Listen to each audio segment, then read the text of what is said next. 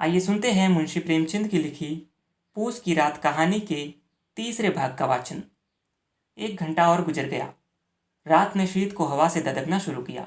हल्कू उठ बैठा और दोनों घुटनों को छाती से मिलाकर सिर को उसमें छिपा लिया। फिर भी ठंड कम न हुई।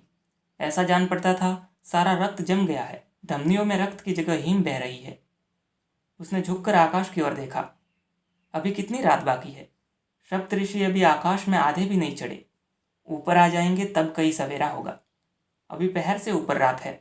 हल्कू के खेत से कोई एक गोली के टप्पे पर आम का एक बाग था। पतझड़ शुरू हो गई थी। बाग में पत्तियों का ढेर लगा हुआ था। हल्कू ने सोचा, चलकर पत्तियां बटोरूं और उन्हें जलाकर खूब तापूं।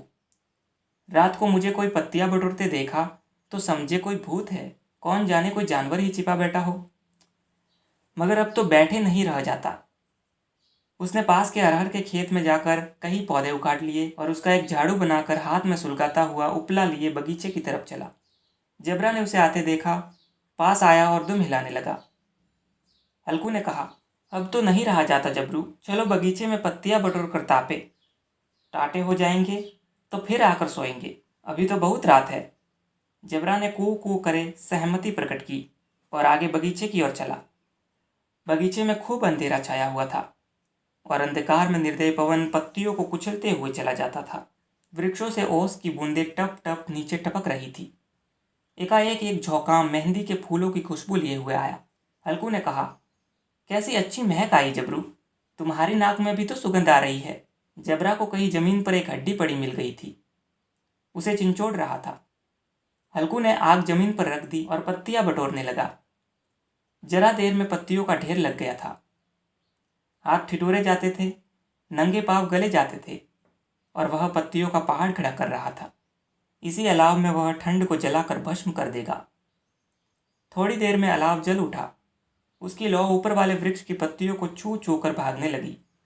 उस अस्थिर प्रकाश में बगीचे के विशाल वृक्ष ऐसे मालूम होते थे मानो उस अथाह अंधकार को अपने सिरों पर संभाले हुए हो।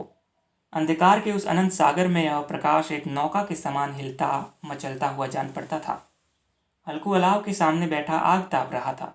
एक क्षण में उसने दोहर उतार कर बगल में दबा ली और दोनों पांव फैला दिए, मानो ठंड को ललकार रहा हो।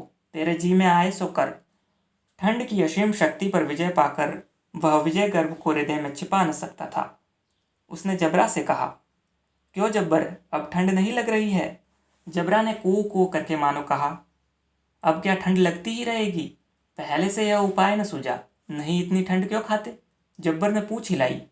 अच्छा आओ इस अलाव को कूद कर पार करे, देखे कौन निकल जाता है।